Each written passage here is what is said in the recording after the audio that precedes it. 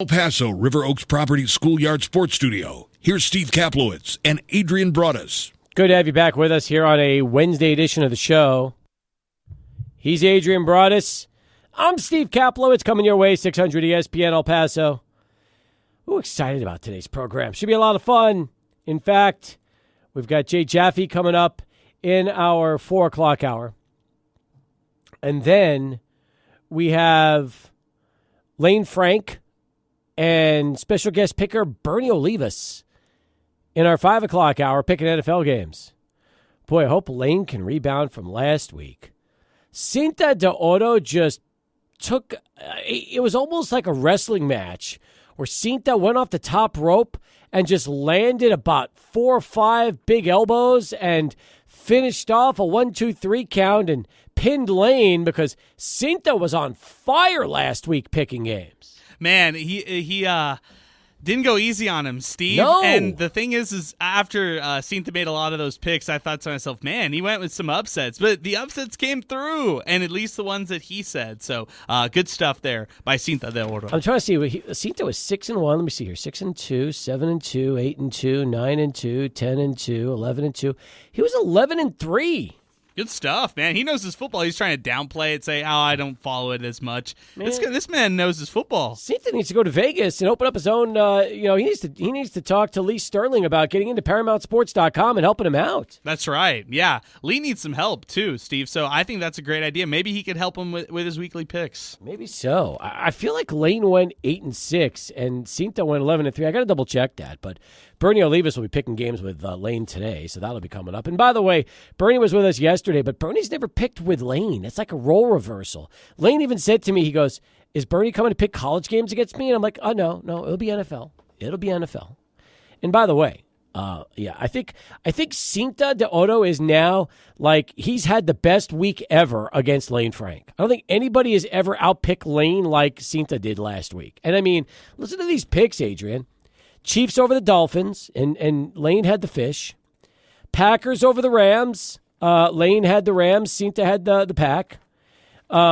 He had the Raiders over the Giants. That was money.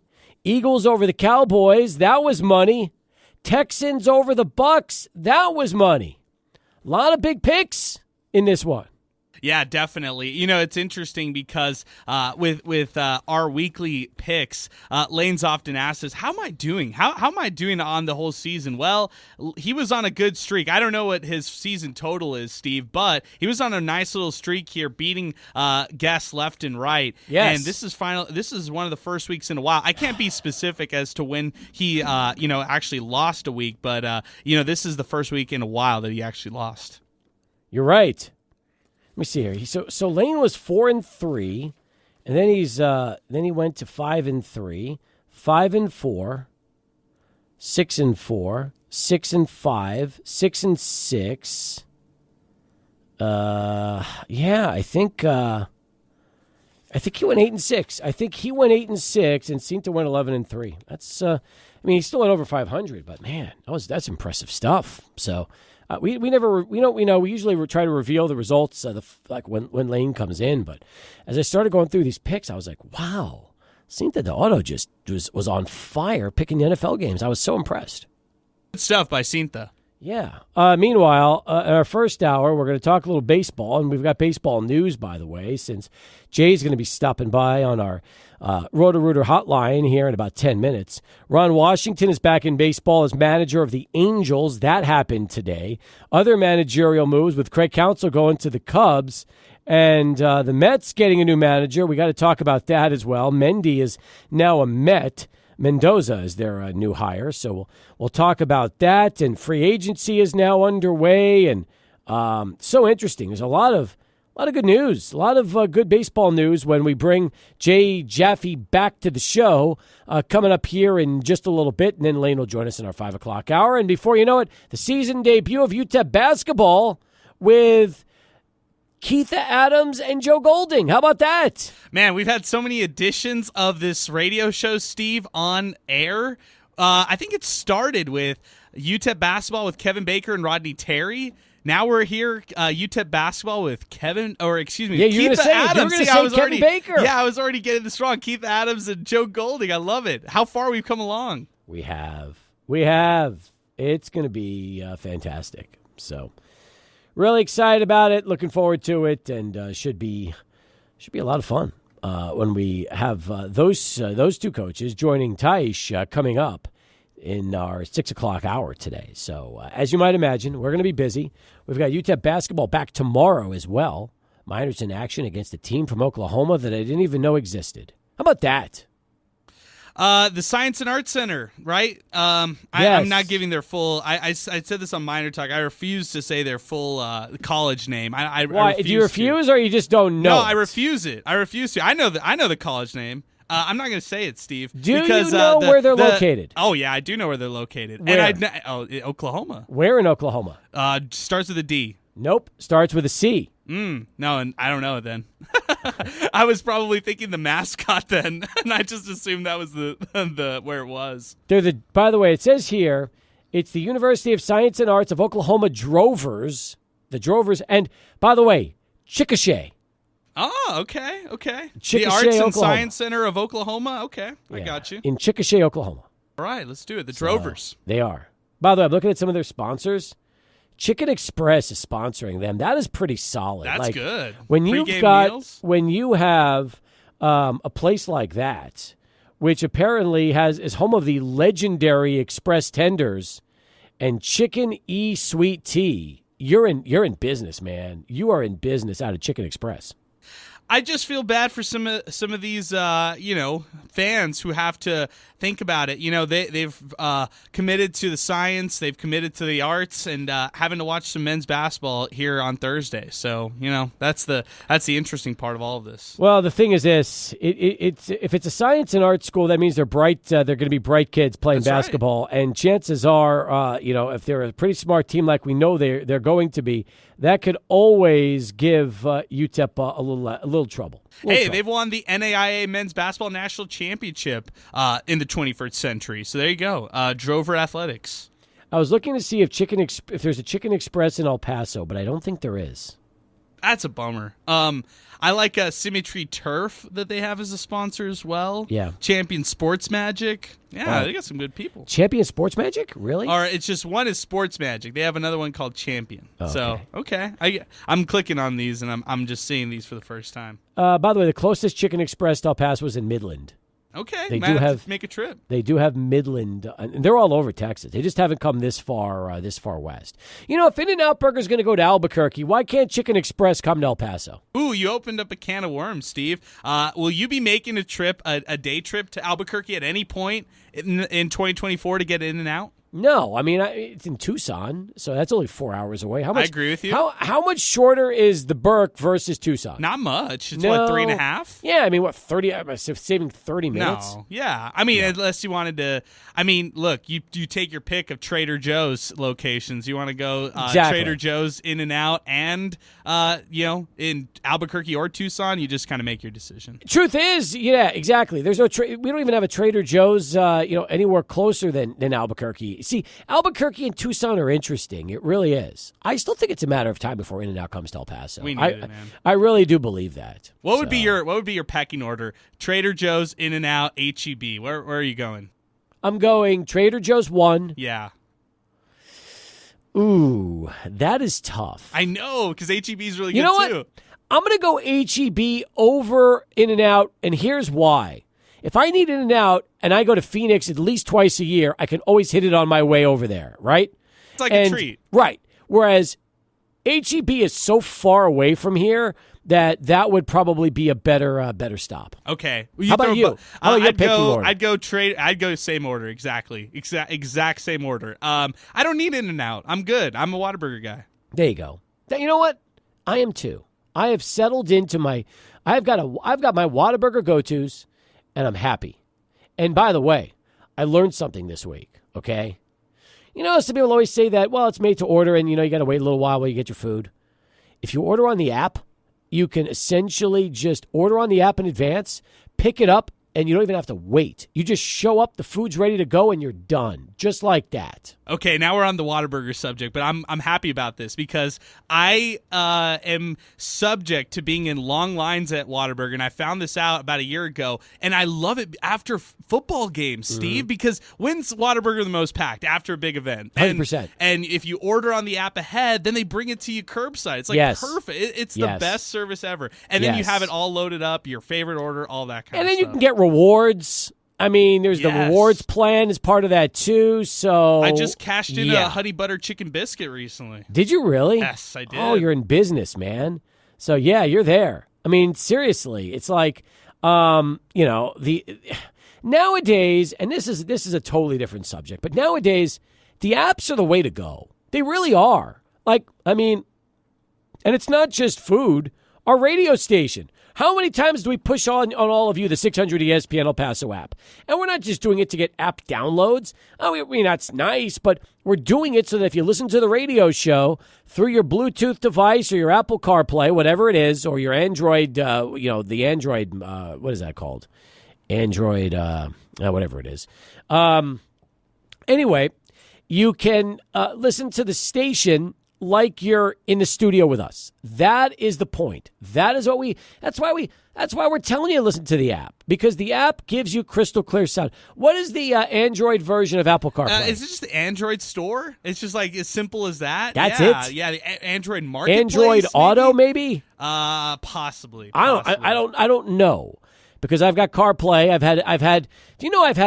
probably had an iPhone now for the last, it has to be at least like 7-8 years, if not longer, maybe 9 years. So it's been so long since I had an Android. They didn't even have those car devices like they do now. Back when I was having it, I didn't have one. Got to get an iPhone, right? Yeah, I'm telling you. So all right, let's take a call before we go to Jay. We'll go to George, who's joining us here on the show. George, what's going on? Hey, George. Hey, what's up, Steve? I heard you talking about Trader Joe's, HEB, and In-N-Out. Well, yeah, I got one for you. I'm going to go the opposite of you guys. I'm going to go In-N-Out, Trader Joe's, and then HEB. All right, that's fair. Why. That's fair. Go ahead. Why? So I know we have a Whataburgers here, and everybody's up and great on them, but honestly, every time I've had a Whataburger, especially in the drive-thru, there doesn't seem to be a time where they don't mess up my order. I have not had that issue at In-N-Out, and it's actually my favorite meal to eat whenever I'm in Phoenix or San Antonio, Albuquerque, wherever there's an In-N-Out, I'm there.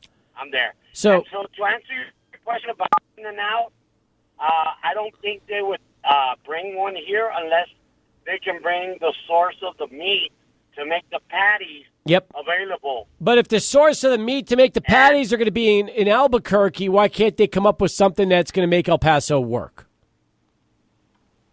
Right, and so my cousin's husband is actually one of the franchise upper echelon guys, and he says they're trying to make it work. That El Paso is one of the next ones up on the list, but they're still talking about making it work. Well, hopefully they can do that. They can do that. I'm all for Whataburger, but In-N-Out is just my go-to. All right, do me a favor. Here's what I want you to do. Okay, when you hang up the phone with me, download the Whataburger app. The next time you order on the app, pick it up, and tell me if the app makes the order process more accurate. I'm interested to know, because you said it messes up a lot. Try it on the app. Tell me if that changes things for you, and you find that the orders are more accurate through the app. Got it. All right. Let me know how it goes, I'm George. I'm excited also for UTEP. You're also excited for UTEP what? UTEP hoops. Oh, you going to be there tomorrow night? I'm looking forward to it. Good. And as far as Monday too, I'm there. Awesome. Monday's going to be an amazing game. Monday, I can't wait. Appreciate you, George. Thanks for the call. Let me get Orly, then we'll take the break at 17 past the hour. Orly, what's going on? The discussions of In-N-Out, I'm not really impressed with In-N-Out. I've had them a couple of times. It's okay. It's not anything special. If I would want to bring some restaurants, people that I think you talk to most people are looking at a Cheesecake Factory, AK also a Papa Do's. I would love to see him bring a Fogo de Chao, personally. You know what? I don't know if Cheesecake Factory has nearly the appeal now that it has 20 years ago. 20 years ago, Cheesecake Factory was a big deal. Nowadays, there's so many restaurants and so many and so many good restaurants, both local and chain.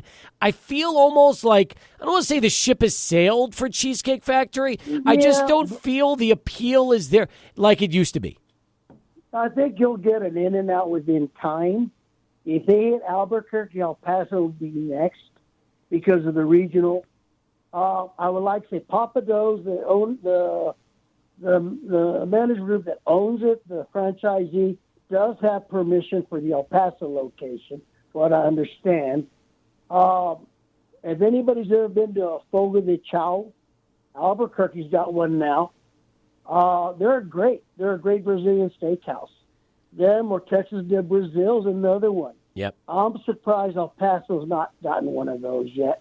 We got Landry's, but you get a Papa Do's. It's a step up, and it's really good food.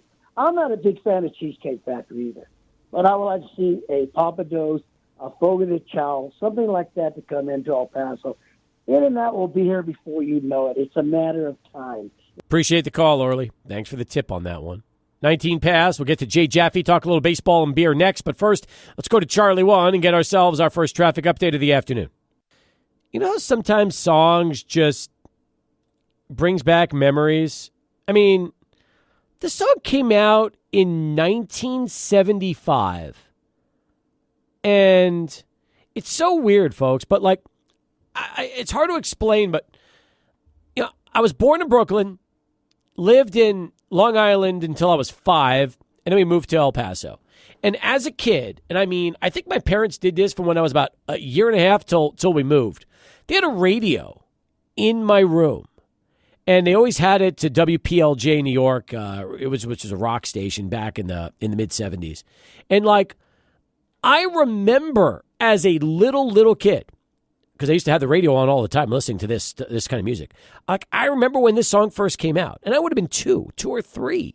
But it's so strange that when certain songs bring back memories, and it's this takes me back to when I was, a couple years old, and they had the radio on, and they had a radio in my room, and I remember songs vividly, and one of these nights, and that the beginning of that song from the Eagles is clear as day for me. So strange, isn't it, that before the internet, before HDTV, before smartphones, before tablets, before everything, I had a little small radio in my room that essentially just played rock music all day when I was a kid, and songs like this bring those memories back to when I was still living in New York. Man, it's a really cool story, and especially the fact that it's like a radio tie-in, and the fact that it would just play continuously. That's a cool thing in itself. It's like background music all the time. I've never asked I should ask my mom, because my dad's no longer with us, why they put a radio in my room as a kid, and why they had WPLJ New York listening. That's what I was listening to, but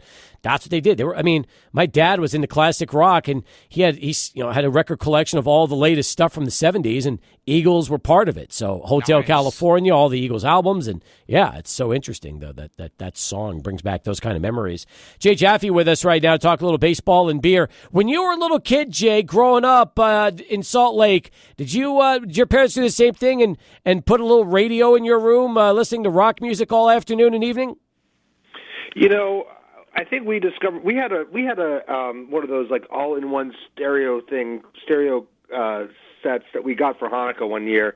I want to say, maybe when I was 10 or 11 years old. I remember having a tape recorder that we would tape songs off the radio. Oh yeah, that way we would hold it up to the speaker and tape it that way. And this was 1981. it wasn't. We had access to it. It wasn't in our room. I think it was in our rec room, basically. Nice. But yeah, you can relate to a little bit of that. Sure. Was it rock for you growing up, or was it other kind of music? Yeah, it was originally like top 40, and then kind of by the time I was 13, I was listening to like the classic rock station and learning about the Beatles and the Stones and all that. Makes a lot of sense. All right, let's talk a little baseball today. A lot of managerial news since we last spoke to you. The Rangers took care of business. They won their first World Series, and we expected that, the way that series was going. I think the last time we talked, they were on the verge of wrapping it up, which is exactly what they did. And Ron Washington making himself back in the news today, getting the opportunity to try to turn around the Angels. Give me your reaction to when you heard Wash was coming back to the bigs as a manager. Yeah, I'm happy to see him get another opportunity. He's been well regarded within the game as a coach with the Braves in recent years, and had a lot of success in Texas. His lone managerial stint. It's good to see him get another chance. It's good to see a team hiring a minority manager, because this game just is totally lacking in that area. That said, he is not stepping into one of the plum jobs in the game. Angels gave up a lot in talent to try to get Shohei Ohtani to the playoffs, and they obviously didn't get there. They have the worst farm system in all of baseball. They no longer have Shohei Ohtani. I'm not optimistic. They're going to bid competitively for him. It's not a great situation in terms of the shape of that roster, other than hopefully having Mike Trout available again after he missed so much of the season due to injury. But this is hopefully he gets a few years to try to turn things around there, and the Angels can accumulate some good players and spend some money on the free agent market to try to rebuild that team. They need to. They really need to, for sure. And then, you look at one of their division rivals, which brings us to a great message we have on X, formerly known as Twitter. And this comes from Noah at the Noah_G. And he says, the longer the Astros take in hiring Espada makes me think that they're looking elsewhere. Is Buck Showalter in play for the Houston job now that Anaheim is taken, Jay? I haven't heard Showalter's name connected with the Astros, and I would be surprised if he does surface there. The Astros, despite Dusty Baker was hired for a very specific reason, to kind of deflect attention away from the sign stealing scandal, and he did a great job of that. But I get the sense that the Astros would like somebody who's more of an extension of the front office, and maybe less of a personality, to take over that job now. And Buck Showalter doesn't really fit that bill in the same way. I mean, it's not to say he's not a very good manager, but he's a different type of manager, and he's got his own ideas, and I'm not sure that they want somebody who's got his own ideas in the same way. No, I agree with that. We're talking with Jay Jaffe here on Sports Talk as we continue with the conversation. Meanwhile, you think about what has also happened in the last 48 hours or so. But Craig Counsell going to the Cubs and replacing David Ross caught a lot of people off guard. Were you one of them? Oh, absolutely. I mean, there was no media coverage of the possibility that that Counsell was talking to the Cubs, because he was a free agent, and the Cubs didn't have to ask the Brewers for permission anymore. We knew he was interviewing with the Guardians. We knew he was interviewing with the Mets. Everybody, myself included, thought that New York was the likely destination, but this obviously it didn't turn out that way, and I can understand why. I don't think the Cubs are in as good a competitive situation unless you want to consider the landscape of their respective divisions. It's probably easier to win the Central right now than it is to win the East. The Cubs aren't going to be as free spending as the Mets. Jed Hoyers is more of an unknown to Counsell than than David Stearns, the respective presidents of baseball operations. But this is much closer to home for Counsell, who is a Milwaukee native who spent much of his life in the Midwest. It's a team with a great history and huge fan base, and should be a lot bigger budget than he had in Milwaukee. For players, even if it's not top in the league or whatever. And he wanted to also raise the bar as far as managerial compensation. This is a carryover from his days as a member of the players union, and he went out and got the highest salary of any manager since Joe Torre. And baseball managers are considerably underpaid relative to the head coaches and managers in other professional sports. So, he did his part in trying to correct that. No doubt. More with Jay as we keep things moving. We'll get some more managerial reaction. Plus, a lot of good stories from Jay this week on the Dodgers offseason. We'll cover that as well after we go to Adrian in this Sports Center update. Very much as we keep things moving right now with Jay Jaffe from Fangraphs.com here on the program. Mets, they were looking at Craig Counsell. They thought with David Stearns that would be something they could lock down. So instead they go to plan B, and that's Carlos Mendoza, who had been with the Yankees for the last 15 years. I've talked to people I know that were in the Yankee organization. They like Mendy a lot and, think that he's somebody that can handle the egos and also has good experience and a good personality for New York, having spent all those years with the Yanks. What do you know about Mendoza? Yeah, I know that basically he is your classic, wow, how has this guy not gotten a job before? Because he's checked all the boxes.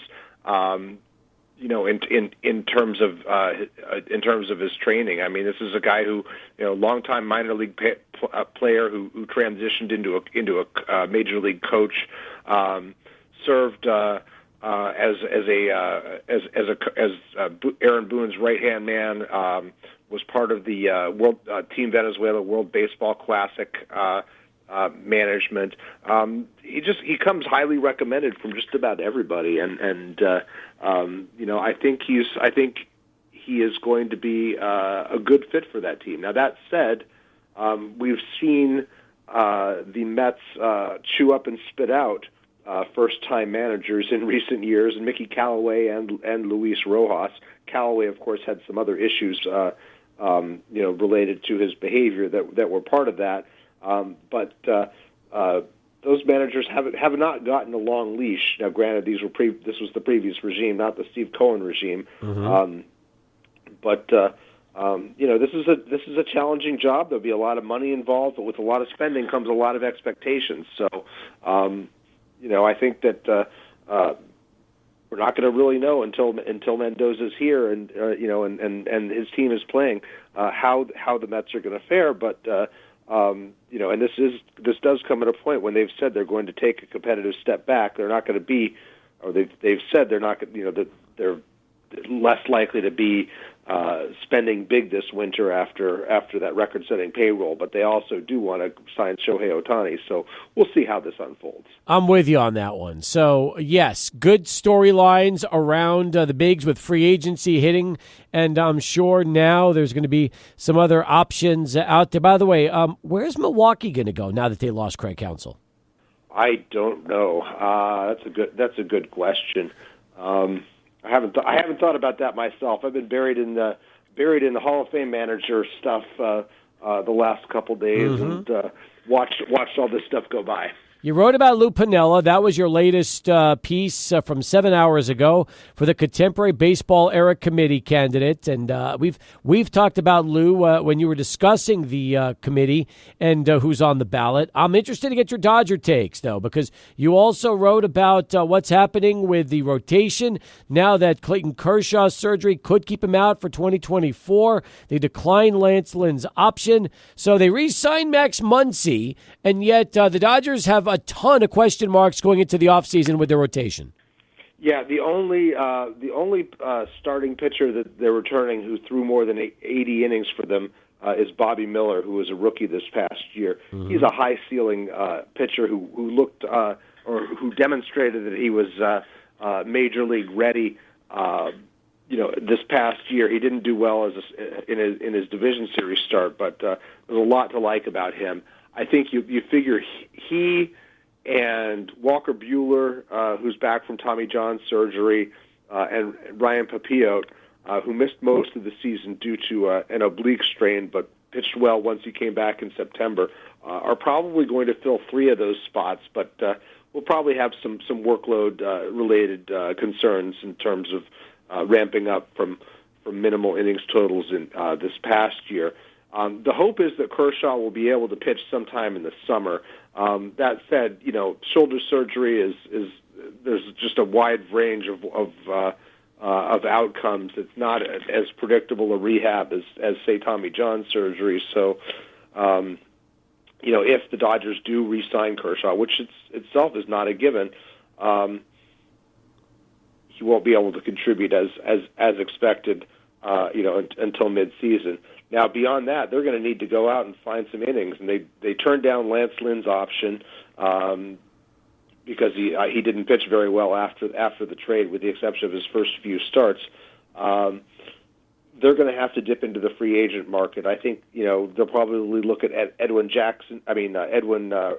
Rodriguez, whom they tried to re-sign. Mm-hmm. They tried to trade for during the trade deadline, but he rebuffed them with his no trade clause. They may look to somebody like Jordan Montgomery. They're certainly going to look at the Japanese options, and we'll see where they land here. They've got a lot of work to do with that regard. Signing Max Muncy was, I think, kind of a no-brainer. I mean, he was already had an option. They extended him at what looks to be a pretty below-market contract relative to his projected production. So that's one bit of business they took care of, but they still have some concerns elsewhere in the infield. You've been writing about Davey Johnson, Lou Piniella. I'm assuming over the next few weeks we'll get more of your essays on the contemporary baseball era committee candidates. Yeah, we've got Jim Leland lined up for tomorrow. If not tomorrow, then Friday. That leaves one manager, Cito Gaston, and 4 other candidates on the era committee ballot. I'm just kind of digging into that stuff because I've got a move upcoming, and I'll be offline for several days here, living out of a hotel as we move from our apartment to our house. And things are going to get a little hectic here for a little while, so I'm just kind of plugging away at what looks to be a pretty large store of Hall of Fame coverage here. Congratulations on the home. I'm excited for you. How far from your old address will you be? It's a couple miles away. It's a couple miles further south towards the southern end of Prospect Park, and we're pretty excited. Starting to get some commitments down in terms of booking the mover and all that kind of fun stuff, and figuring out which hotel we're staying at. And I think we're still going to be spending one night on an air mattress here, right. So in our new place, but a lot to be excited about. Will you be near a subway line? Oh, yes. Oh, we would not dream of being anywhere but close to subway lines. Not as many as we are here. I'm in downtown Brooklyn. We're about 2 minutes away from every major subway line in the city, just about. Well, as long as you are near Three's Brewing delivery, that's all that matters. So that's the only thing. Yeah, I haven't asked them yet whether they're coming to the new zip code, but I'm pretty sure they will. Good. Let's wrap it up. Beer pick of the week. What are we talking about, Jay? Okay, this was one I'd never tried before. Is the Community Beer Works single order. And this is from Buffalo, New York. This was a hazy IPA. I saw it at my local grocery store. This comes in at 7% ABV. Not sure what the hops are of this year. I couldn't find out offhand beforehand, but this was a nice medium-bodied hazy IPA that I would definitely. I bought a 4-pack. I would definitely buy again. Had some grapefruit notes, some tropical notes. Pretty standard stuff, but it's nice to come across a new brewery, do it with a colorful package that I haven't tried, and from elsewhere in New York State, and good stuff. We are very close to Community in Dallas. This is the Community version in Buffalo. What was the name of the beer again? It's called Community Beer Works Single Order. It's the Hazy IPA. I got you. All right. That looks that does look nice, and I'll tell you what, very nice can. Good for you. I'm very impressed. Hey, again, continued success on the move. Will you be able to join us next Wednesday, or will you be too tied up? I think we're probably going to be looking at 2 weeks off here, actually. Got it. All right, listen, I'll give you some time. We'll check back in with you after the holidays, and we'll go from there. How's that sound? Okay, that sounds good. Awesome. He's Jay Jaffe, folks, joining us here from Fangraphs as we continue. More in a moment. Stay with us, folks. Sports Talk rolls along. 600 ESPN El Paso. Back here on Sports Talk. Nice jersey. Going to retro Steelers. I like that jersey. You know, some people think that's the Bumblebee jersey. I just think it's cool. It's like a throwback to the, 30s, 40s. Very nice. Good-looking jersey. Alberto here with us right now. Attaboy. Adrian, did you feel the earthquake today at 3:27 in the morning? No, admittedly I didn't, Steve. I have 2 dogs who sleep with me, and of course, obviously, am with my wife in our bed, and no one woke up. No one did. So everybody was fast asleep. My dogs will wake up for anything, literally anything. I've got Chihuahuas, so they bark like crazy, and they did not wake us up. So did you feel it? So here's the deal. I woke up because my wife woke up. She told me this morning she woke up because she felt the bed shaking and actually could feel it almost to her felt like having the beds that are like the massage beds where all of a sudden it starts to vibrate on the mattress and things like that. So that's what it felt like to her, like a massage bed. And the bed started shaking, so she got up. And then I woke up, but I don't recall the bed shaking. And then we both just went back to sleep, and then this morning, when I heard about the earthquake, that's when I talked about it with her, and she said, "Oh yeah, I mean, that's why I woke up. I felt the bed move." I was like, "Huh." I did not. I didn't realize that. And I'm usually really good about waking up. Like if there's thunder, it'll wake me up. Like I feel like at times I can be a deep sleeper, but other times I just get right up. And I'm surprised that I slept through the earthquake, but I did. But 5.2 is still 5.2. That's a pretty sizable earthquake. It is, and all the videos were pretty interesting around town, like the Ring cameras at businesses that showed how the building was shaking a little bit when it actually happened. So, yeah, it was interesting that El Paso felt that before. That's what I woke up to. I woke up to a flurry of texts, social media posts, all of that kind of stuff about the earthquake that happened here in the 915 today. Huh. Well, I did too, and the strange thing was they had some aftershocks. Like 20 minutes later, they were slight. They were like the 3.0, but there were 2 aftershocks in West Texas. Wow, that's really interesting in itself. Man, Mother Nature, and this time of year, we just don't know what to expect, right? No, we don't. We sure don't. But, I mean, that's part of the, again, maybe we'll start to see more of that. Kaplowitz with you right now, and it's that time once again. Time we bring back Lane Frank, who is still recovering from getting destroyed last week in our head-to-head picks from none other than luchador superstar himself, Cinta de Oro, who was on fire. Lane, welcome back. I don't even know if it's you getting destroyed as much as it is Cinta was just having that magical run of picking games against you last week. Yeah, Cinta de Oro was firing on all cylinders last week. Went 11-3 against me. That's only my second loss of the season, I'm pretty sure. Yeah, you went 8-6. I had a winning record. So you still went over 500. It's just Cinta, you guys disagreed on 7 games, and Cinta won 5 of those. So that was the difference right there. Cinta's on the top of the leaderboard for against me this year. He was. And again, you had a couple of picks that were good. Some of you guys, like you both missed on the Steelers against the Titans last week. That was one of those games that just kind of happened the way it did. Cowboys-Eagles. He took Eagles, I took Cowboys. He took Raiders, you took Giants. He took Texans, you took Bucks. I mean, you got him on the Ravens game against the Seahawks. And then you also got him on the Chargers game against the Jets.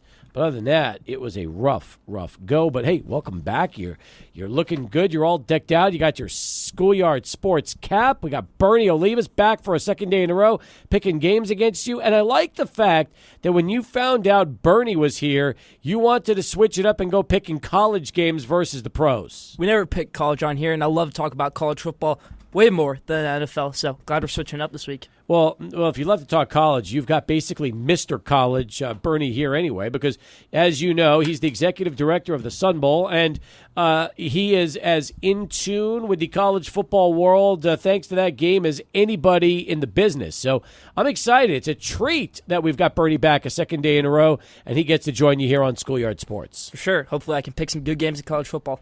Bernie, have you ever been on Schoolyard Sports before? No, I have not, but he has been on our Sun Bowl watch before. That's right. I and remember kicked that our last rear year. ends pretty handily. He drilled us last year pretty good. And you would think that I would know more about these college games, but at the same time, I can't get more than 7 out of 10 right in any week this year. It's not easy, is it? It's not. No. Do you play the? Yeah, I played every week. How do you do? I think the best week I've had this year was 8 of 10. I was much better last year. Last year, I think the worst week I had was 7 of 10. So this year, not so great. I think I only won 4 games last week. Oh, really? Yeah, a lot it's of tough. crazy Pac-12's been games. crazy this year. Yeah. It has been. Pac-12 and even the ACC at times has their share of upsets. Did you have Notre Dame last week? I did have Notre Dame last week. I had That's the what- -4. I thought that would be a blowout. That's what I'm saying. It's not as easy as it looks. It really isn't. But Bernie, what do you get? Like 400 or 500 people playing that game? It's ridiculous how many people are playing on a weekly basis. Oh, it's about that many. And I love it. Like I said, everybody gets a chance to get 2 tickets to the Tony Tiger Sun Bowl, which is, I still think it's going to be a tremendous game this year because both conferences are playing very well this year. Let me ask. I'm going to ask this question to Lane, just because we've talked about this, Bernie, but I haven't heard this at all from Mr. Frank. Who would you like to see this year in the Tony the Tiger Sun Bowl if you could pick the matchup based on the affiliations and the standings and where everybody is right now? I think obviously the top picks would be Colorado and Clemson, but Colorado probably won't make a bowl game. Sitting at 4-5 right now, really tough schedule for the rest of the way in the Pac-12, so they won't make a bowl game. Let's exclude them. Clemson, I think they're going to win a few more games. They're at 5-4 right now. I think they're kind of out of Sun Bowl maybe contention right now. Maybe a team like Arizona from the Pac-12 and then Duke from the ACC. That can be an exciting game. By the way, your brothers go to Duke, so that would be fun for them to have them come back here. And Bernie, Duke is having a terrific football season, aren't they? Oh, I think I'm right with Lane here. I think Colorado would have been a fantastic pick. They're not even going to be bowl eligible. That happened to them a few years ago when Mr. Montes was the quarterback who already won the first 5 games and then lost their last 7. Didn't make it to a bowl game. And Clemson, I think, got out of. We had them before Saturday, but I think their win over Notre Dame is going to move them up a little bit in the rankings. I could see that too, especially if they keep winning. That's for sure. But everybody's talked about Clemson. It would be fun to see Clemson here, wouldn't it? Definitely would be. I like Cade Klubnik a lot.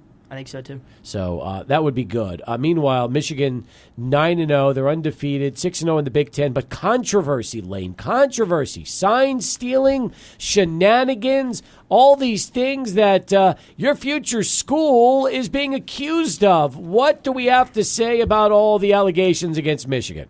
Call it how you want it. This is against the NCAA. There should definitely be mics in the helmets, like there is in high school, like there is in the NFL. Why can't it be in college football? There's also evidence that other teams did this against Michigan. The other schools did it. Ohio State, Purdue, Rutgers, they did it against Michigan. A few things going on there. So I think all can just cancel each other out. Michigan is still the best team in the country. They're the best physical-wise. They have a great, talented roster. J.J. McCarthy, one of the best players in college football. Jim Harbaugh, been coaching great this season. I think Michigan, despite all sign stealing, whatever you want to call it, number 1 team in the country. Are they the most hated team in the country now with all these new allegations that are out there? Oh, right now? Definitely. But it's Michigan versus everybody. It is. Michigan versus everybody. And you're on Team Michigan. I'm on Team Michigan. I just think it's a little bit disheartening as a fan because no matter what happens, you beat Ohio State, they're going to say, oh, it's an asterisk next to it. It's because you stole their signs. You win the national championship, same thing. That's the tough part of it all right now.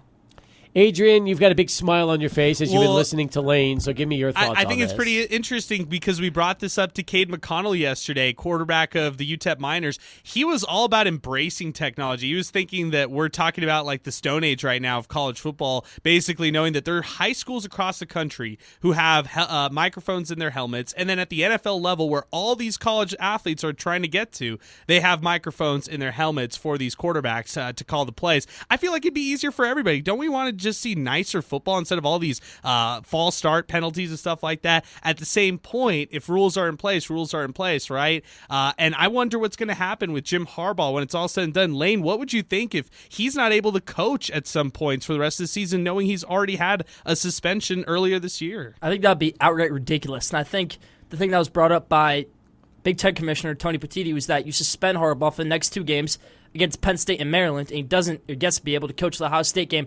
But that would still crush Harbaugh because Michigan at all-time wins of 998 right now. You win that Penn State game, that's 999. If Harbaugh does not get to coach that 1,000th win from Michigan, I think that would crush him. I think that would crush the whole program a little bit. There's no reason for a Harbaugh suspension to happen right now. Like Santa Ono, Michigan president, said, due process matters. There is no evidence linking Harbaugh to any of this Connor Stalions action. So why are we going against Michigan? Bernie, give me your thoughts on what is happening right now, because you obviously talk to a lot of people. What's the word around college football? Well, I'll tell you one thing, that there is going to be some experimentation with the technology in college bowl games this year. So really? They are moving in that direction. And That's new. And if it works, you'll see it in college football next week. Next year. So you're telling me that the Tony the Tiger Sun Bowl, will they be one of the games or will it be another bowl game? Do you know? Don't know yet. So they don't know for sure, but there will be bowl games using the microphone technology like everybody else in football has. And the iPads on the sidelines as Yes. well. And the on the sidelines as well. Good. It's going to be an experiment. See if it works. About time getting football out of the Stone Ages. I can't see how it won't work. I agree. But both schools have to agree to do it. All right. And of course, there's things about expenses.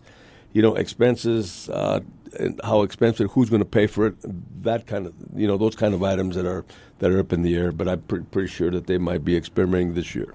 I think if high schools can do it, why can't colleges? So Yeah, I don't disagree with that. I think there's a good point to that. It does seem weird that high schools can do it and so can NFL teams, but colleges have a problem with that. It's a little strange. Episode 144, correct? Yep, episode 144 out right now. Tell me a little bit about episode out tomorrow. 144, then we're going to get back to Bernie. Episode 144 out tomorrow. College football, NBA, NFL, a little MLB free agency in there, and college basketball preview. Did you talk about Carlos Mendoza to the Mets? I did. You hear my take on that? I do. Later. Well, I want to save that. I want people to listen to your podcast and not just hear it on the show here. They don't have to check. I want them to check that out. Were you surprised that Craig Counsell was passed up the Mets to take the money to go to the Cubs? I was stunned. I think that's a little bit of a snake move, especially by him to go from the Brewers to the Cubs, division rival. It's a little bit messed up by the Cubs, leaving David Ross kind of high and dry, the guy who won a World Series with you, a guy who had you one game outside of a playoff spot this year, kind of whole Cubs organization, all of that, and then you go out and get the rival guy. It's kind of like if Michigan went out and got Ryan Day as their head coach because Harbaugh had one bad season. That would never happen. That's true. So it was kind of a sneaky little... You don't see that in pro sports. No, that doesn't leave a good taste in your mouth, does it? You see in college, not pro sports. Yeah, I'm with you on that one. All right, so 144, we're going to talk all about that. That'll be good. By the way, I've heard good things about Mendy. I was talking to Butch Henry, who years ago was actually a minor league pitching coach in the Yankees organization, and he knew Carlos Mendoza pretty well and said that Mendy's a really good guy, loved him then. He's one of those baseball guys that he thinks is going to be able to handle New York and have a pretty good chance. He was with the Yankees for 15 years, so hopefully he'll get the job done with the Mets. Same thing was said about Luis Rojas. True. Good point. Speaking of baseball and speaking of the Yankees, guess who was sitting right behind me at the Duke game this last weekend? Aaron Boone. Really? At the Duke game with his son. His son had a big hoodie with a big old D in his chest. I'm not sure he goes to Duke, but got to say hello to him, got to meet him, took a picture with him. Yeah. Told him you're a big Yankee fan? Oh, of course I told him I was a big Yankee fan. That's good. They're all Yankee fans. But yeah, that was kind of nice. He seemed to be a really, really nice guy. That's a good story. I like that. It's a good story. Yeah. Aaron Boone had a kid who went to Duke. Is there I'm not now? sure he goes to Duke, but he was there. Okay. Wearing Maybe visiting wearing a maybe Duke something. wearing a Duke hoodie. So we'll see. Aaron Boone has Duke ties. Is it? Can we still say that right now your college future is still very much up in the air? I mean, I know you've kind of talked about Michigan on this show and how you're going to be going there, but would you still consider Duke, especially if things don't end up well for Michigan? I'm only a sophomore. A lot of time to figure this out. So we'll see in 3 years. That's great. When is the true recruiting starting for you though? When will it begin? Like senior year, junior year? Junior year. I mean, you've already visited. Junior year. Here's the thing though. You've already visited these schools. Like, you know all about Michigan because you've gone there for years because your parents went there. Your brothers go to Duke.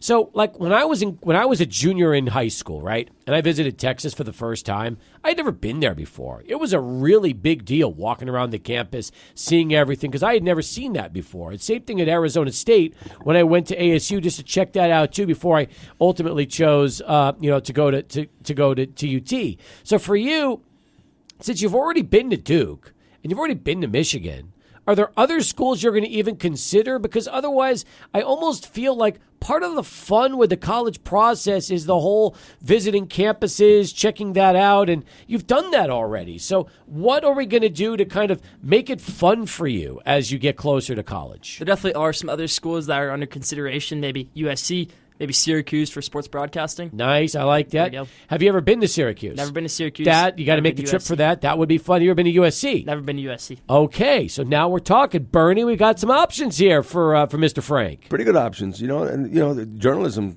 school, Missouri up the street, pretty good school too. Got a lot of people out of Missouri that have been in the big leagues right now. That's true. That is. I'm true. talking big leagues on the air, big leagues, not playing big leagues. No, that's a good point. That's exactly right. So there's a lot of good communication schools. You can't go wrong there. Yeah, for sure.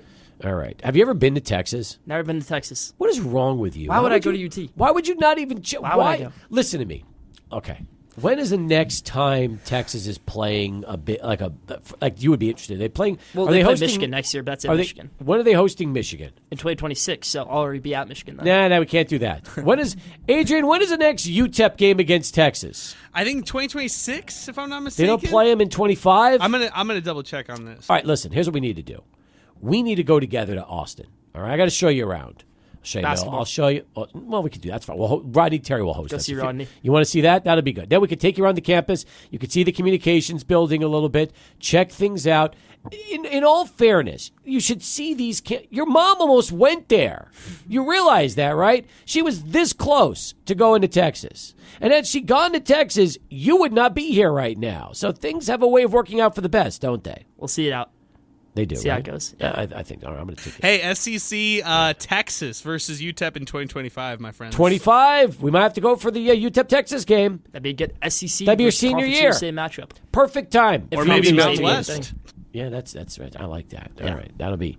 Yeah, what'd you say, Adrian? I said, or maybe Mountain West. How about that? What if maybe it's Mountain West against SEC in 2025? Let's hope so. You never know. All right, when we come back, we're going to pick games. It's going to be Lane and Bernie one-on-one with college football. We'll do that right after Charlie Wan, who has this traffic update for us.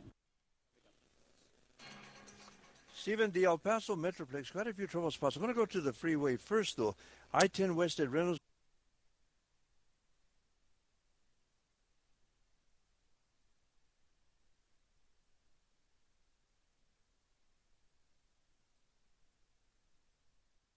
Back here on Sports Talk as we continue.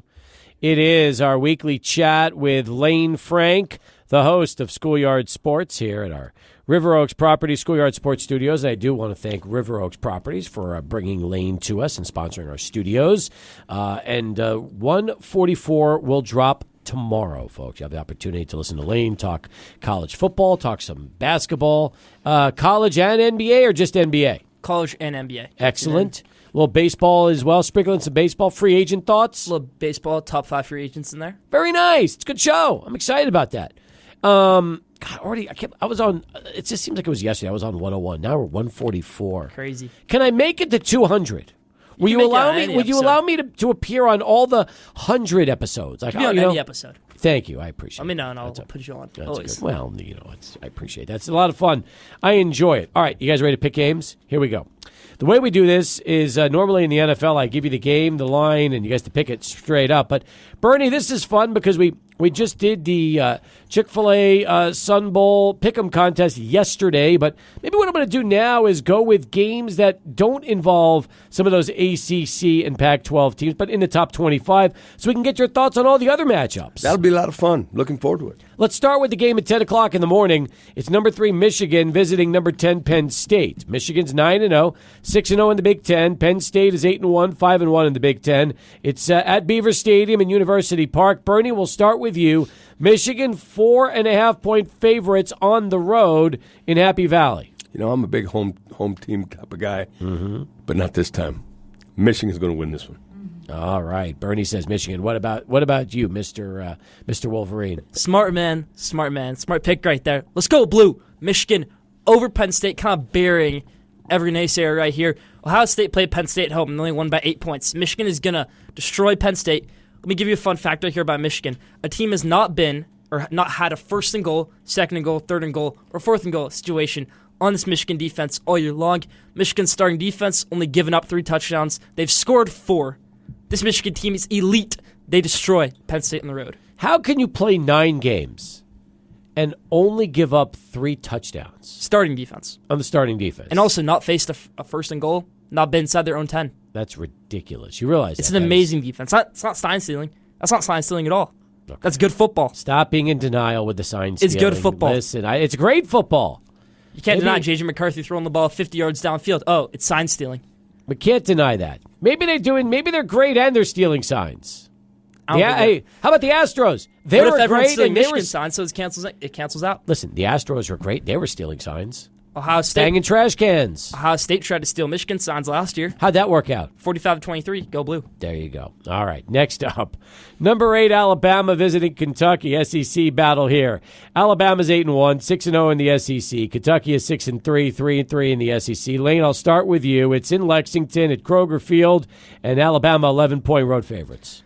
This is an interesting game right here. Obviously, Kentucky at home, 6-3. Alabama really figuring out what's working for them now. They're not that same team that almost lost to South Florida, not that same team that lost to Texas, which I think is a game they would win right now, especially Malik Murphy at quarterback for Texas. But Alabama destroys Kentucky in this one. They found out what they needed to do. Jalen Murrow can play like a running back. They rushed him a bunch last game, kept the ball in his hands, no turnovers. Alabama gets the win. All right, Bernie, what do you think?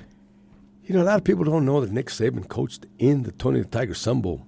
He was a head coach at Michigan State and came here and got beat 38-0 by Stanford. That's right. And he was one of the worst coaches I've ever had to deal with here at the Sun Bowl. But through the years, I've gotten to like him, and I think I love what he's doing. Alabama all the way. Why was Saban so tough to deal with when he was here that time? Because he had tunnel vision. You know, I don't know if he looked at the bowl game for what it was, a reward for his players. He wasn't playing for a national championship. He was here. But he wouldn't let his players do a whole lot of things in El Paso, you know, to visit El Paso. It was football, and that's all he cared about, winning. Did not get into the bowl experience. Who was the head coach of Michigan State when they came and played USC? Was that George Perlis? George Perlis. Okay. Got a great story about him as well. Legendary coach. You know, when the teams arrive, they usually have a team meeting. And I go ahead and address the team, welcome them in, and then the coach gets up there. And I remember his first line the first day. He says, "Tonight, bed check is at 11 o'clock. And if you guys are in bed, I'm going to send you home. I want all of you to go out on town, have a great time. I'll tell you when to settle down." They beat USC. What a great story that is. That was when Todd Marinovich was here. Yeah, he told him, he says, "Hey, I don't want you in bed. Go out there, have a good time." How you like that story, Lane? It's kind of good coaching. That's fun. Yeah, let the guys stay loose. That's good. All right, next up, we'll go more 10 o'clock games. This is a Texas Tech-Kansas Big 12 special. It's on FS1. Texas Tech is just 4-5 this year, 3-3 in the Big 12. Kansas is 16th in the country, coming off that big win over Oklahoma. 7-2, 4-2 in the Big 12. It's going to be in Lawrence at David Booth Kansas Memorial Stadium. And Bernie, the Jayhawks, 3.5-point home favorites over Tech. I'm surprised they're only 3.5-point favorites. I'm going with Jayhawks. All right, Lane. Me too. It's a quick and easy one. I love what Lance Leipold has done at Kansas. Not a trap game. Kansas beats Texas Tech. Okay, now we're going to do something that we don't usually do. We're going to talk about the American Football Conference because Tulane is in the top 25. They're 23rd at 8-1, 5-0 in the league. Tulsa 3-6, 1-4 in the American. It's in New Orleans at Yulman Stadium. And Lane, this will be a layup for you. Tulane 23-point favorites. It is a layup. I want to credit Tulane right here a little bit. Tulane only one loss in the season. I think only one loss last season. Willie Fritz has done an amazing job here. Only loss in the season is in week 3 to Ole Miss on the road in a game that they were winning for most of that game. So this Tulane team, so they win that game, they could honestly be in the playoff conversation. The SID team, when that expanded playoff happens next year, they're going to be in that. Tulane gets a win. Okay. Before I get to the next game, I'm curious. We picked this in the Sun Bowl watch yesterday, Arizona and Colorado. We already have our picks recorded. Lane, do you think Arizona will beat Colorado, or do you see Dion getting the 5-5? I think Colorado kind of struggling right now. Arizona's on fire. They're beating every team. They destroyed UCLA on Saturday night. It's going to be a good game, but Arizona gets the win. All right, we're all in agreement there. That takes us to Baylor and Kansas State. The Baylor Bears having a disappointing season, just 3-6, 2-4 in the Big 12, while K-State is 6-3, 4-2 in the Big 12. They're ranked 25th in the country. It's in Manhattan, and Kansas State, Bernie, 20.5-point favorites over the Bears. Just FYI, you never asked me for my pick in the Tulane-Tulsa game. Oh, I'm sorry. No, yes, I did. I thought you picked... didn't ask me for the pick in the Arizona-Colorado game. Well, I already have your pick in the Arizona-Colorado game from yesterday. And you want to see something funny? I wrote you down already for the Tulane game without even asking you because I had a feeling I should have known the answer. What did you pick in the Tulane-Tulsa game, Bernie? Tulane, up until then. And what did you pick in the Arizona-Colorado game? I picked Colorado. Oh, you picked Colorado. I thought Adrian picked Colorado. No, so did I. I picked Colorado. Oh, I mean... All right. They're good. And you know what? I'm going to tell you something. I think Arizona has a great chance of being here at Tony the Sun when they're playing as Tony the Sun Bowl game. And I think they're playing some great football. But I think everybody is starting to back off on, when Colorado won those first 2 games, everybody got really high for Colorado. And now after, they've fallen off the face of the earth. Last week. Yeah, you did. Face of the earth, so did I. Face of the earth.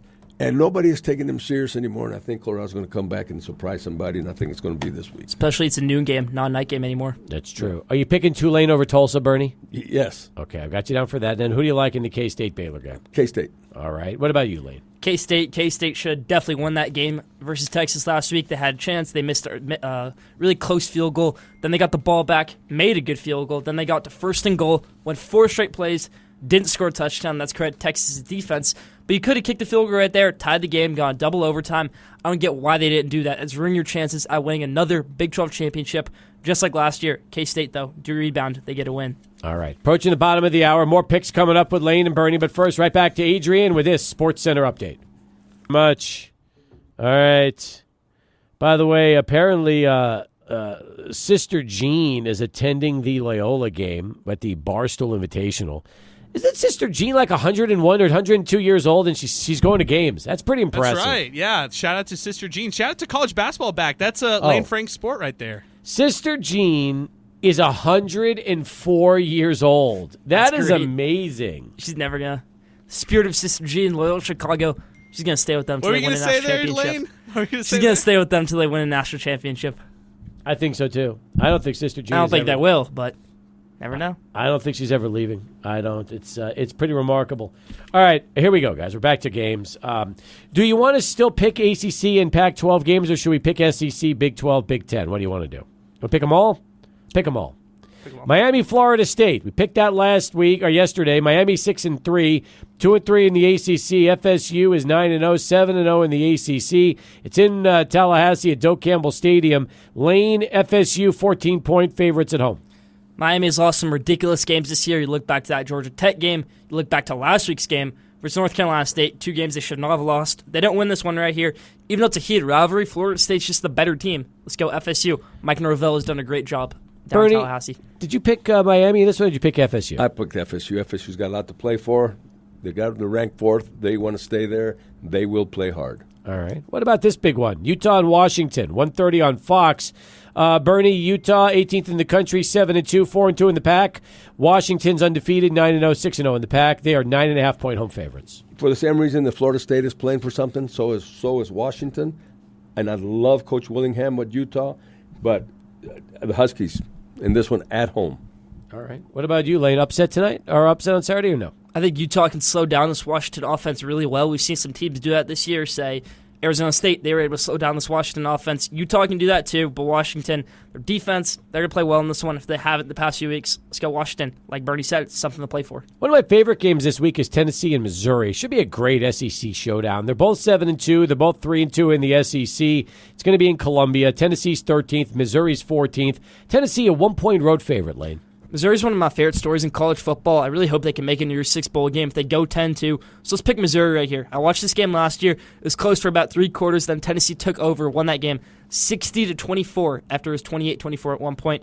But Missouri gets the win over Tennessee at home. Bernie. Honestly, I don't know much about either of these two teams, but they're 7-2 and 3-2 in conference. So I'm going with the home team. I am going with the Mizzou Tigers. All right. Next up, we've got Oklahoma State visiting UCF. Oklahoma State's 15th in the country. They're 7-2, 5-1 in the Big 12. Central Florida is just 4-5, 1-5 in the Big 12 since moving over there. It's in Orlando at FBC Mortgage Stadium. Oklahoma State, Bernie, 2.5-point road favorites. A lot of people don't know this. Mike Gundy was a starting quarterback for Oklahoma State in the 1988 Sun Bowl versus West Virginia. That's right. Also on that team was Barry Sanders, Thurman Thomas. I like Oklahoma State, and I'm picking them over UCF. All right, Lane. Oklahoma State, 2 losses on the season, 1 really bad loss to South Alabama. People after that game were saying Mike Gundy, this could be his last year at Oklahoma State with the Pokes. Gets a great win last week, kind of solidifies that rivalry. Even though Oklahoma has that big lead over them, he wins that last game of that rivalry. So that's big for them right there over Oklahoma. Win last week. They're fighting for a Big 12 championship. Oklahoma State, Alan Bowman, Ollie Gordon, looking like a great duo, a quarterback and running back. Back to the Big Ten. Number 22, Iowa hosting Rutgers. Rutgers is 6-3, 3-3 in the conference. Iowa 7-2, 4-2 in the league. Iowa's a 1.5-point favorite at Iowa City hosting this one. Rutgers should have won last week, and I fully mean that. They had a 9-7 lead. Was it 9-7? I think they had 9-7 lead at halftime. But all 3 of those field goals, they were in the red zone. Should have scored touchdowns there. Then they had a lead in the second half, 9-7. They go down to the Ohio State 15-yard line. Then they throw a pick 6. That's a whole different swing. Could have been Rutgers 16-7. Instead, it's Ohio State 14-9. But Rutgers bounces back. They get a win over Iowa. Iowa is the most ridiculous football team that we've ever seen. They throw for 38 yards a game. They have a great defense, terrible offense. That's why they win every week. But let's go Rutgers. Bernie, your thoughts? Iowa, Rutgers. I like Iowa. I like Kirk Ferentz. I like what he does. Like saying Rutgers should have won a lot more games than they have. I'm going with the Hawkeyes. All right. We'll keep things moving with Oregon State and Stanford. This one should be an easy one, a layup. Oregon State 7-2, 4-2 in the pack. Stanford's 3-6, 2-5 in the pack. In Corvallis at Reser Stadium. Oregon State a 3-touchdown favorite, Bernie. I think this is a lock of the week. Oregon State. Oregon State does have a chance to be here as well, depending on what happens in the championship game, the Pac-12 championship game. But it's possible for them to come. I would love to have the Beavers back here again. They're a great team, great school, and I'm taking the Beavers over Stanford. All right. What about you, Lane? And maybe if the Beavers come here and Jonathan Smith won't be here, could be at Michigan State. They're head coach by then. But Oregon State, I don't call this a lock right here just because Stanford did beat Washington State last week, a team Oregon State lost to. Stanford, some few good wins on the season. They're still building up there. Let's go Oregon State over Stanford. Talk about another big game. Number 9, Ole Miss visiting Georgia. Georgia's number 2 in the country, 9-0, 6-0 in the SEC. Ole Miss is 8-1, 5-1 in the SEC. It's in Athens. And Georgia, a 10.5-point home favorite over Ole Miss. This is my biggest upset pick of the week. It's really a massive upset pick. You could call it one of the biggest we've seen in years in college football, even though it's still a top 10 matchup. Georgia losing at home to Ole Miss. Lane Kiffin needs a signature win at Ole Miss. He has these few good seasons, few good wins. He needs a signature win. You want a signature win? You get after Carson Beck. You get after Georgia's offense. Ole Miss, Jackson Dart, Quinshon Junkins. This defense is good enough to get a win. Like I said, they have good wins in the season. They beat Tulane. They barely lost to Alabama. They beat LSU. I like Ole Miss over Georgia. What do you think, Bernie? Upset City or no? Another former Sun Bowl head coach in Lane Kiffin at Ole Miss. But I think Georgia's the best team in the country. I'm going with Georgia. Okay. Will it be a close one, Bernie? What do you think? Of course, it will be close. I mean, Ole Miss is no pushover, but I just think I think Georgia's the best team in the country. What do we say about Oklahoma and West Virginia? That's a Big 12 game coming up, 5 o'clock on Fox. OU is 7-2, 4-2 in the Big 12. West Virginia is 6-3, 4-2 in the Big 12. It's in Norman at Memorial Stadium. Bernie, Oklahoma Sooners, 13-point favorites. Yeah, they'll bounce back. I think they will bounce back against West Virginia. They're 6-3. Oklahoma, they got to get themselves off the mat, and I think they will. I'm going with the Sooners. All right, what about you, Lane? West Virginia, a sneaky 6-3, but they don't win this one. Let's go Oklahoma. They bounce back. Ohio State's hosting Michigan State. Let's see if Lane picks the upset here. Ohio State's 9-0, 6-0 in the Big Ten. Michigan State's 3-6, 1-5 in the Big Ten. It's in Columbus at Ohio Stadium. OSU, the biggest spread of the week, 31.5-point favorites, Lane. Michigan State is the biggest pushover in the Big Ten. They haven't won many games since Mel Tucker left, so it's a really easy win for Ohio State, so you need to destroy them in this game. You are the number one team in the country, rank-wise. Show it. Michigan was able to beat Michigan State 49-0. Penn State would be able to blow up Michigan State. Other teams have been able to destroy Michigan State. If you're the number one team in the country, why can't you do the same? I'm going to pick Ohio State, but this is an interesting one to watch. Let's see how Ohio State does. If it's a close game, that's ridiculous for the number one team in the country. If it's a close game, they're going to fall number 2. They better. They should have fallen number 2 this week. What do you think, Bernie? Ohio State's ranked number 1, but I don't think they're the best team in the country. I still think Georgia's the best team in the country, and I think Ohio's number 3 in the country. But I still think they're going to take care of the Spartans really easily. Okay. Upset possibly brewing in Fort Worth at Amon G. Carter Stadium. Let's find out. The Texas Longhorns are 8-1, 5-1 in the Big 12. TCU is 4-5, 2-4 in the Big 12. TCU hosting Texas, and the Longhorns, Bernie, 10-point favorites. They'll win. Meaning Longhorns will win. All right. Lane. This is TCU's Super Bowl. Other year, they had a really good season last year, making the national championship game. Now this year, 4-5, fighting for a bowl game. You have to win these games, either Texas or Oklahoma. You have to win one of those to be bowl eligible. They don't win right here, but Malik Murphy, Gary act together. Go up 27-7 last week. Then you get 4 straight turnovers. Can't happen. Texas wins, but it's going to be close. All right, so you're going Texas, but in a close game. All right, we've got you there. What about Florida and LSU? In this one, Florida's 5-4, 3-3 in the SEC. LSU is 19th in the country, 6-3, 4-2 in the SEC. Lane, LSU 13.5-point favorites in Baton Rouge. Gosh, this LSU team is so great, but it's just tough that they're 6-3. They're playoff caliber. You put them against Florida State right now, you might just win that game, but lost them week 1. Then you get that really bad loss to Ole Miss. They lose to Alabama last week, getting up 28 unanswered after you go up 28-21 in the third quarter. This is a good team. Jaden Daniels, I'm going to think of him as one of the biggest wasted talents we've ever seen in college football after what we saw him do at Arizona State, after what we've seen him do these past years at LSU. LSU gets a win. Just sad to see how this season's gone for them. All right, what about you, Bernie? Another former head coach that's coached in the Tony the Tiger Sun Bowl in Brian Kelly, and I'm going to stick with Brian Kelly and the LSU Tigers. Okay, 2 games to go, and then Bernie will let you get out of here because I know you got another appointment coming up here in a second with James King of our pal at KDBC Television. So that'll be coming up here at the 10 o'clock news tonight. Bernie making a nice TV appearance to talk some Tony the Tiger Sun Bowl. Number 24, North Carolina is hosting Duke. The Blue Devils, 6-3. 3-2 in the ACC. UNC 7-2, 3-2 in the ACC. Bernie, North Carolina 14.5-point home favorites. It's funny. I got to see both of those teams play this last weekend. Both winners. Of course, North Carolina struggled early against Campbell and then just pulled it off. They were a 43-point favorite, and it was 7-7 at the end of the first quarter. But they still covered. I'm going with North Carolina against Duke. Duke, they played a great... Duke, I think Drake May is an amazing college football quarterback, but this Duke defense is really good. Top 5 defense in college football, arguably. Drake May, really good, and this North Carolina team should be 9-0. Instead, they have 2 really bad losses to Virginia and Georgia Tech, 2 of the worst teams in the ACC, but Duke over North Carolina. Final one, USC and Oregon. That'll be the late game on Fox, 8:30. That gets going from Eugene. Oregon's 8-1, 5-1 in the Pac-12. They're ranked 6th in the country. USC is out of the top 25, 7-3, 5-2 in the Pac-12. Lane, Oregon, 15-point favorites at home.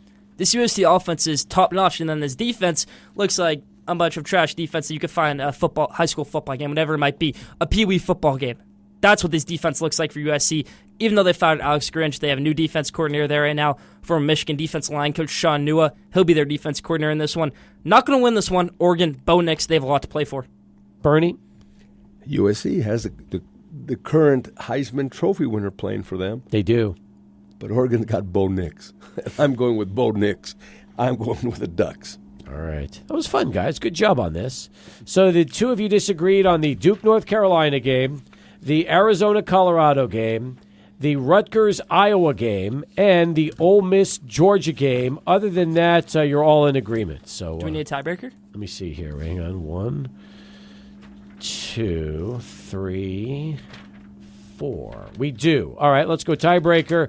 Give me total points in the Michigan-Penn State game, just because I know how much you love Michigan. The over-under is 44.5. 42. Michigan 35. Penn State 7. 42 for Lane. All right. What about you, Bernie? 56. All right. Bernie, I've got you guys down. Good luck, both of you. And Lane, stick around. We'll wrap up this segment with you next, okay? This is fun. Thank you very much for having me. Thank this you. was great. Good job, Bernie. All right, we'll come back, finish things up, get ready for John Teicher next. The Sports Talk continues. 600 ESPN El Paso.